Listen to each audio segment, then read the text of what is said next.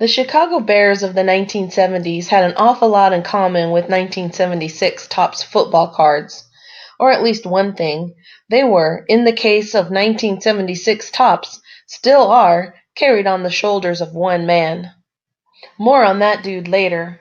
But just know that the Bears may have never developed into the 1985 Bears if not for this same guy who transformed the 1976 Top Set from a $10 afterthought to a price driver for an entire decade's worth of cardboard. Of course, there's more to any set of cards than just one player, and that's true for the 76 Topps football too.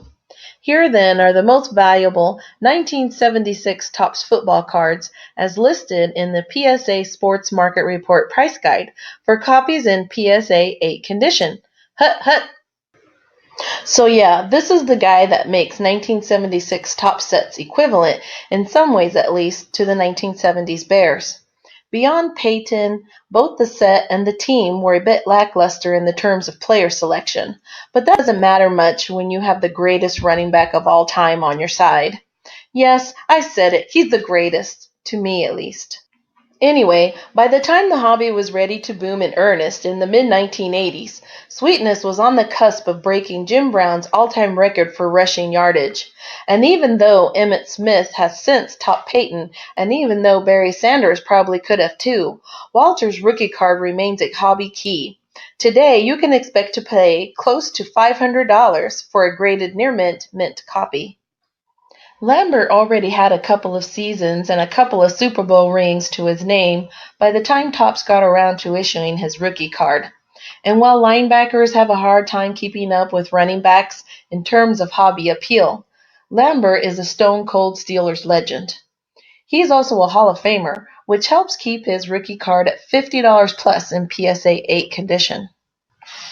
Speaking of the Steelers and the Super Bowl, the one guy who ties those entities together like no other is Terry Bradshaw. The quarterback for each of the Steelers' first 4 titles, Bradshaw was on the path headed straight for Canton by the time this card commemorating Pittsburgh's Super Bowl X victory hit collectors' hands in 1976. Today, this is about a $50 buy in PSA 8 condition.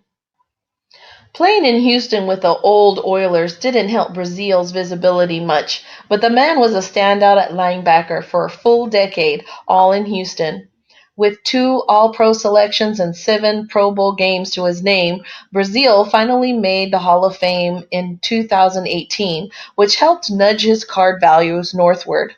This 1976 rookie card sells for $35 or so in PSA 8 condition these days. Are you seeing a pattern here? White is a guy who didn't play a glamour position, but then every position for the 1970s Dallas Cowboys came with a fair amount of glitz and glam.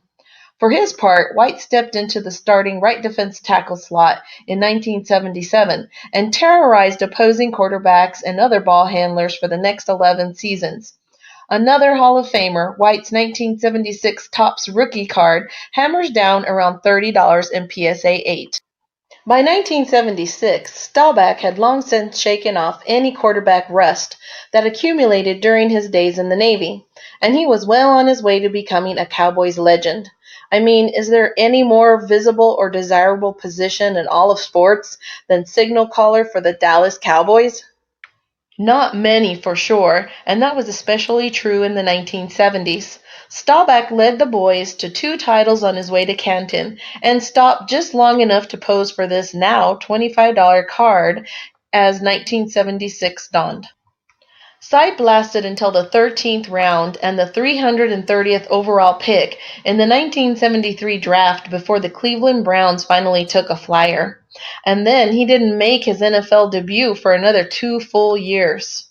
Soon after that, though, he was the starting quarterback in Cleveland, and he stayed there for almost the next decade. Though Sipe was never a superstar, and though the Browns really didn't go anywhere under his leadership, he was a solid performer who remains the team's all-time leader in passing yardage. And for that distinction and more, his 1976 Topps rookie card checks in around $25 in slabbed near mint condition.